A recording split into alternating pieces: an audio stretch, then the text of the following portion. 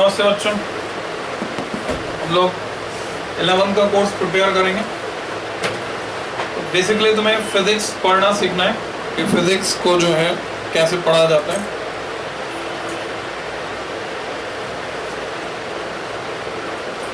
तो इसमें सबसे पहले तुमको कंटेंट पता होना चाहिए कि फिजिक्स में जो कंटेंट है तुम्हारे पूरा कंपटीशन के हिसाब से 11 का प्लस 12 का मिलाकर तो कंटेंट कितना है, क्या क्या तुम्हें पढ़ना है, फिजिक्स होती क्या है वो भी जानना ज़रूरी है, और इसकी हमारी लाइफ में क्या इंपॉर्टेंस है वो भी जानना ज़रूरी है, जिससे हमारा इंटरेस्ट क्रिएट हो और हम इसको सीखना चाहें कि हाँ वास्तव में कैसे फिजिक्स हमारी लाइफ में जुड़ी हुई है, इन्वॉल्व है और अफेक्ट कर रही है हमारी लाइफ में।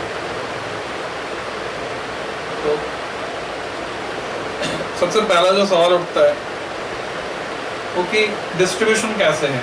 जो तुम एक तो कंपटीशन तैयार कर रहे हो और एक बोर्ड एग्जाम भी तुमको देना है, यानी कौन कौन से एग्जाम्स तुम्हें देने हैं और उन एग्जाम्स के नेचर में डिफरेंस क्या है, जिससे उनका जो प्रिपरेशन का मेथड है वो डिफरेंट हो जाएगा। क्योंकि एग्जाम के नेचर में अगर डिफरेंस आएगा तो प्रिपरेशन का मेथड डिफरेंट होना ही है। तो जो कंपटीशन की तैयारी तुम लोग करते हो तो कंपटीशन में तुम्हें खाली ABCD लगाना होता है वहाँ पर, यानी मल्टीपल चॉइस या ऑप्शनल क्वेश्चंस होते हैं ऑप्शन वाले, और उसमें सब्जेक्टिव कुछ भी लिखना नहीं होता तुमको, तो उसकी वजह से अंतर आ जाता है नेचर ऑफ एग्जामिनेशन। तो कंपटीशन में मान लो तुम सिलेक्टिव स्टडी करते हो, क्योंकि कंपटीशन में अगर मैं तुमसे पूछूं क्या ये जरूरी है कि सारे क्वेश्चन सॉल्व करें तभी तुम सक्सेसफुल होगे। कंपटीशन में अगर कोई सारे क्वेश्चन करके आता है, अटेम्प्ट करके आता है, तो इवन ये ज़्यादा चांसेस है कि वो पीछे रह जाएगा, सक्सेसफुल नहीं होगा। जबकि अगर बोर्ड के एग्ज़ाम के नेचर की बात करें तो बोर्ड में जो ज़्यादा क्वेश्चन अटेम्प्ट करेगा यानी सारे करेगा उसको ज़्यादा नंबर मिलेंगे, ज़्यादा नंबर मिलने के चांसेस हैं। तो दो अंतर हैं, एक तो कि नेगेटिव मार्किंग नहीं है बोर्ड में, और दूसरा सब्जेक्टिव पैटर्न है। और सब्जेक्टिव पैटर्न में पेपर इस हिसाब से डिज़ाइन होता है कि वो जो टाइम है उसमें अगर तुम अननेसेसरी नहीं लिख रहे हो, फालतू कोई बात नहीं लिख रहे हो, तो उतने टाइम में पेपर को पूरा किया जा सकता है। अगर तुम फालतू लिखने लग जाते हो एडिशनल डिटेल तो तुम्हारा पेपर छूट जाता है। तो इसलिए थोड़ी सी प्रैक्टिस की रिक्वायरमेंट है। अब जो बच्चे कंपटीशन तैयार कर रहे होते हैं उनके साथ एक मेजर ड्रॉबैक ये होता है कि उनकी राइटिंग प्रैक्टिस छूट जाती है और वो आदत भी एग्जाम में पड़ जाती है ABCD की, तो कूद कर नतीजे तक पहुँचते हैं। यानी जो एक मेथड होता है भले वो थोड़ा लंबा होता है कि क्वेश्चन को कैसे सॉल्व किया जाना चाहिए, क्या सॉल्यूशन उसमें रिप्रेजेंट करना है, वो सारी चीज़ें वहाँ पर लैग करते हैं कंपटीशन प्रिपेयर करने वाले बच्चे बोर्ड में, यहाँ इन पॉइंट्स पर लैग करते हैं। तो ये बेसिक डिफरेंस है नेचर ऑफ एग्जामिनेशन में जो हमको समझना है और उसी के हिसाब से हमको तैयारी करनी है। यानी तुम लोग को बनना है ऑलराउंडर। जब बोर्ड की बात आएगी, बोर्ड पैटर्न टेस्ट की बात आएगी, तो तुम वैसा लिख के आओगे वहाँ पर कि उसमें तुम्हें ज़्यादा से ज़्यादा नंबर मिले। ऐसे जब कंपटीशन की बात आएगी तो तुम वहाँ पर वैसा लिख के आओगे कि कम टाइम में तुम फटाफट उसको सॉल्व कर लो, और वहाँ पर हमें रिप्रेजेंट कुछ नहीं करना, रिप्रेजेंटेशन का कोई चक्कर नहीं है, वहाँ हमें अलग तरह की एफिशिएंसी चाहिए। और दूसरा जो नेचर में डिफरेंस समझ में आया कि कंपटीशन का पेपर जब अटेम्प्ट कर रहे हैं तो हमें कभी ये कोशिश नहीं करनी चाहिए कि सारे हमें सही करने हैं, ऐसी कोई भी कोशिश घातक होती है। हाँ, बोर्ड में हमें कोशिश करनी चाहिए कि ज़्यादा से ज़्यादा हम अटेम्प्ट करें, कुछ ना कुछ उसमें लिख के आएँ, क्योंकि एक रूल होता है बोर्ड में, मान लो कभी किसी कारण से, बहुत रेयर केस होता है, बहुत कभी कभी बोनस होता है। मैं जैसे 92 से पढ़ा रहा हूँ तो अभी तक मैंने देखा है सिर्फ 2 बार फिजिक्स के पेपर में बोनस मिला है बच्चों को। तो अगर बोनस होता है तो उसका रूल ही होता है बोर्ड में। कंपटीशन में तो होता है कि भाई बोनस हुआ है तो सबको मिल जाता है बोनस, पर बोर्ड में रूल होता है कि तुम्हें अटेम्प्ट किया हुआ होना चाहिए। तुमने अगर वो क्वेश्चन अटेम्प्ट किया है और वो गलत है तो तुम्हें बोनस मिलेगा, नहीं तो बोनस नहीं मिलेगा। ठीक है, तो ये रूल तुम्हें फॉलो करना है। तो अब सबसे पहले हमें पता होना चाहिए कि सिलेबस में क्या क्या है, हमारे सिलेबस में क्या कंटेंट है। योगेश, तो तुम्हारा जो फिजिक्स का सिलेबस है 11th और 12th 2 पार्ट में इसको डिवाइड किया गया है। तो 11th में जो मेन पोर्शन है हम ऐसे समझ सकते हैं 11 का पोर्शन, 12 का पोर्शन, इसको तुम नोट कर सकते हो अपने रजिस्टर में। जो कुछ भी मैं बोर्ड पर लिखूंगा वो सारा तुम्हें नोट करना ही करना है, जो कुछ भी बोर्ड पर लिखा जाएगा। तो इसको नाम दे सकते हो लेक्चर 0।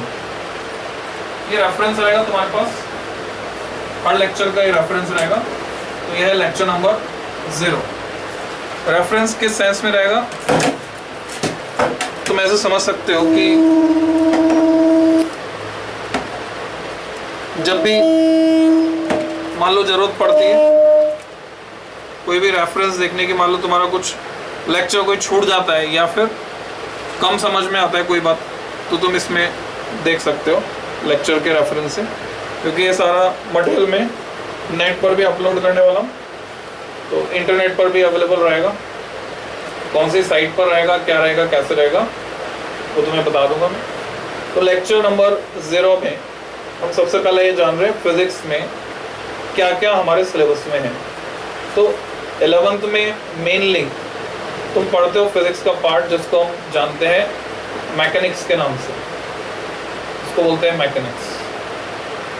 अब मैकेनिक्स में स्टैटिक्स भी आ जाती है और डायनामिक्स भी आ जाती है। फिजिक्स में एक चीज़ बहुत आसान है कि फिजिक्स में जो वर्ड का मतलब होता है वही वास्तव में मतलब होता है, यानी हमें कुछ और ज़्यादा कोई स्पेशल कोई अंडरस्टैंडिंग नहीं बनानी पड़ती अलग से, जैसे केमिस्ट्री में ज़रूरत पड़ती है, मैथ्स में, बायो में ज़रूरत पड़ती है, वैसा कुछ ज़रूरत नहीं पड़ती। वर्ड्स बहुत सिंपल होते हैं, जो मीनिंग होता है वही मतलब होता है। जैसे मैकेनिक्स को 2 पार्ट में अगर हम बांट दें, स्टैटिक्स एंड डायनामिक्स, तो अब एक डिस्टिंक्शन और है जो तुम्हें क्लियर होना चाहिए इसमें। एक टर्म मतलब जितनी भी तरह की टर्मिनोलॉजी है, बोर्ड पॉइंट ऑफ व्यू से टर्मिनोलॉजी सारे आनी चाहिए। एक और टर्मिनोलॉजी हम बोलते हैं काइनेटिक्स एंड काइनेमैटिक्स। तो क्या अंतर बता सकते हो तुम काइनेटिक्स एंड काइनेमैटिक्स में? काइनेटिक्स में जो है हम मोशन के साथ साथ मोशन के कॉज को भी स्टडी करते हैं, motion plus cos of motion. और काइनेमैटिक्स में हम प्योरली मोशन को स्टडी करते हैं। तो याद रखने का तरीका आसान है कि जिसमें एम आ रहा है स्पेलिंग में काइनेमैटिक्स, तो क्या आ रहा है उसमें? एम आ रहा है। एम आ रहा है एम फॉर मोशन। तो काइनेमैटिक्स में हमें प्योरली मोशन को पढ़ना है, जबकि काइनेटिक्स में हमें मोशन के साथ साथ कॉज ऑफ मोशन को भी पढ़ना है। ट्यूबलाइट जलाना है। तो मेन तो ये हो गया। अब इसके अलावा जो एडिशनल तुम 11 में पढ़ते हो वो है थर्मोडायनेमिक्स, जो अलग से एक ब्रांच मानी जा सकती है। थर्मोडायनेमिक्स कॉमन है, केमिस्ट्री में भी तुम पढ़ते हो। तो कुछ चीजें तुम देखोगे सिलेबस में फिजिक्स और केमिस्ट्री में कॉमन है, और वो जो फिजिक्स और केमिस्ट्री में कॉमन है वो हमारे लिए आसान हो जाती। हम किसी एक जगह उसको अच्छे से तैयार कर लें और दोनों का अंतर समझ लें। थोड़ा बहुत अंतर होता है, जैसे फिजिक्स में थर्मोडायनेमिक्स में जो साइन कन्वेंशन है और जो केमिस्ट्री में साइन कन्वेंशन है वो अपोजिट होती है। तो जब पढ़ेंगे तब बताएंगे तुमको। तो थर्मोडायनेमिक्स के अलावा थर्ड पार्ट मान लो, या मैकेनिक्स का इसको सब पार्ट मान सकते हैं कि oscillations and waves, oscillations and waves. अगर मैं चैप्टर वाइज डिटेल बताऊं तुमको, तो चैप्टर वाइज इसमें स्टार्ट होता है यूनिट से फिजिकल वर्ड एंड मेजरमेंट। हम एनसीईआरटी को फॉलो करेंगे। तो फिजिकल वर्ड एंड मेजरमेंट पहली यूनिट है, जिसमें तुम्हें बताते हैं कि फिजिक्स का बाकी जो और साइंसेज है उनसे क्या रिलेशन है और क्या क्या डिस्कवरीज हुई हैं, साइंटिस्ट के नाम इसमें आते हैं। तो इसका एक जनरल आइडिया होना चाहिए, इसको पढ़ना चाहिए नॉवेल की तरह। जैसे 11th क्लास की जो एनसीईआरटी है उससे तुम इसको एक रीडिंग इसकी लगा सकते हो।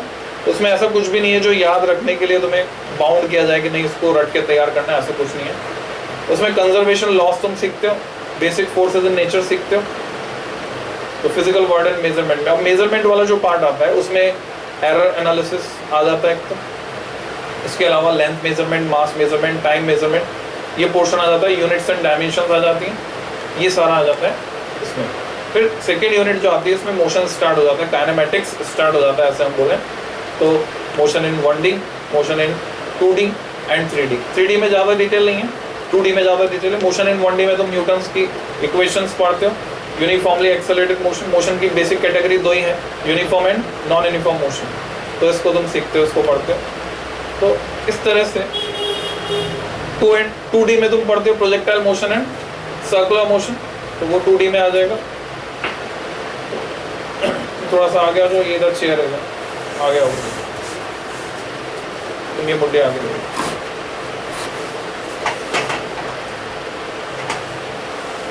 तो इसके बाद जो है फिर आ जाता है तुम्हारे, इसी में वेक्टर्स भी शामिल कर लिया जाता है। वेक्टर्स ऐसा चैप्टर है जिसकी नॉलेज एकदम साउंड होनी चाहिए, क्योंकि वेक्टर्स आगे पूरा हर जगह काम आए। वेक्टर्स की नॉलेज आगे हमें 12th में भी चाहिए, हर चैप्टर में वेक्टर्स की नॉलेज रिक्वायर्ड है। और जिनके पास मैथमेटिक्स है वो मैथमेटिक्स में वेक्टर्स को फुल डिटेल में पढ़ते हैं। फिर वेक्टर्स की बात आगे बात करें तो ये इसमें हमारे आ जाएगी work, energy and power. Newton law of motion आएगा पहले, एनएलएम फ्रिक्शन आएगा, एनएलएम फ्रिक्शन के बाद आएगा वर्क, एनर्जी एंड पावर। फिर रोटेशनल डायनामिक्स आती है। रोटेशनल डायनामिक्स तुम्हारे लिए 11th में बिल्कुल नहीं होती है। इसमें रोटेशन से रिलेटेड एंगुलर मोशन है, एंगुलर क्वांटिटीज आ जाती हैं इसमें। जितनी भी क्वांटिटीज तुम्हें पूरी 11th और 12th में पढ़नी है, उन सबका इंट्रोडक्शन यूनिट्स एंड डायमेंशन में पहले आ जाता है। यानी एनसीईआरटी का जो डिज़ाइन है वो इतना परफेक्ट है कि उन्होंने सिलेबस को इस तरह से डिज़ाइन किया है, क्या चीज़ पहले क्या चीज़ बाद में, तो उसमें पूरे सारी क्वांटिटीज़ का इंट्रोडक्शन आ जाता है यूनिट्स एंड डायमेंशन में। रोटेशनल डायनामिक्स के बाद जो है उसमें चैप्टर जो एंड हो रहा है वो रहा है ग्रेविटेशन पे। फर्स्ट बुक में 2 पार्ट में बुक है एनसीईआरटी, तो ग्रेविटेशन पे एंड हो रहा है। फिर ग्रेविटेशन के बाद अगली बुक जो शुरू होती है प्रॉपर्टीज ऑफ मैटर के नाम से ये था, तो इसको हम बोल देते हैं mechanics of solids and liquids, ये हम क्या देते हैं mechanics of solids and liquids. तो मेन मैकेनिक्स तो ये है। फिर वो पार्ट्स आ गया, वो किसका पार्ट आ गया, mechanics of solids and liquid. Solids में हम पढ़ते हैं इलास्टिसिटी, स्ट्रेस, स्ट्रेन, ये नई क्वांटिटीज जिनका इंट्रोडक्शन फर्स्ट चैप्टर में आ जाएगा। और लिक्विड्स की पूरी डायनामिक्स और स्टैटिक्स हम पढ़ते हैं, fluid dynamics, fluid statics, surface tension इसमें आ जाता है, बर्नौलीज थ्योरम आ जाती है। तो स्टेप बाय स्टेप ये सारी चीज़ें हम पढ़ेंगे आगे। फिर उसके बाद जो आगे चैप्टर्स आते हैं उसमें ETG एक पार्ट है, kinetic theory of gases. Gases का बिहेवियर कैसा होता है माइक्रोस्कोपिक लेवल पर और मैक्रोस्कोपिक लेवल पर, स्मॉल स्केल पर और लार्ज स्केल पर, तो वो हम इसमें स्टडी करते हैं KTG में। उसके बाद जो है ऑसिलेशन एंड वेव्स, बीच में थर्मोडायनेमिक्स आएगा। थर्मोडायनेमिक्स में 2-3 चैप्टर है तुम्हारे, जैसे मेजरमेंट ऑफ टेम्परेचर भी है, linear expansion, superficial expansion, volume expansion, यानी चीज़ें गर्म होकर फैलती हैं तो किन रूल्स के अकॉर्डिंग वो फैलती हैं। किरचॉफ का लॉ भी है कि जो चीज़ें जल्दी गर्म होती हैं वो जल्दी ही ठंडी भी हो जाती हैं। पूरे सिलेबस में बहुत से लॉज हैं और लॉज के बारे में यूनिवर्सल फैक्ट है कि लॉज चेंज होने वाले नहीं। आने वाले टाइम में चाहे तुम डिग्री कोर्स कर रहे हो, मास्टर डिग्री कोर्स कर रहे हो, बैचलर डिग्री कोर्स कर रहे हो, वहाँ पर भी लॉज यही रहने वाले हैं। तो लॉज को हमें कैसे तैयार करना चाहिए, जिसे बोलते हैं लर्निंग बाय हार्ट, एकदम रट लेने चाहिए लॉज को, क्योंकि ये चेंज होने वाले नहीं है। और रटने का तरीका बहुत सिंपल है। आज के टाइम में हम टेक्नोलॉजी की हेल्प लेते हैं, तो तुम क्या करोगे, तुम्हारे जो मोबाइल फ़ोन है तो मोबाइल फ़ोन में तुम अपनी साउंड में रिकॉर्ड कर लो लॉज को और उसको टाइम टू टाइम सुनते रहो। ड्यूरिंग कहीं पे तुम जा रहे हो तो वो जो जर्नी वाला टाइम है वो भी तुम्हारा वो टाइम है अनप्रोडक्टिव टाइम, तो वो अनप्रोडक्टिव टाइम तुम प्रोडक्टिव टाइम में कन्वर्ट कर सकते हो। कैसे, तो मोबाइल कान में लगा लिया तुमने, दोनों कान में कभी मत लगाना सड़क पे चलते वक्त, एक कान में लगाना, दूसरे कान से हमें आसपास के माहौल की भी खबर होनी चाहिए, नहीं कोई आगे टक्कर मार दे। तो वो एक कान में लगा लिया, उससे सुनते जा रहे हैं और सोते समय लगा लो, 2 काम हो जाएंगे, याद भी हो जाएगा और नींद भी बहुत अच्छी आएगी, तुम्हें पता ही नहीं चलेगा कब नींद आएगी। तो वो याद करने का तरीका होता है, सारे लॉस के स्टेटमेंट को ऐसे हमें तैयार करना। थर्मोडायनेमिक्स के 2-3 chapter, first law, zeroth law, second law,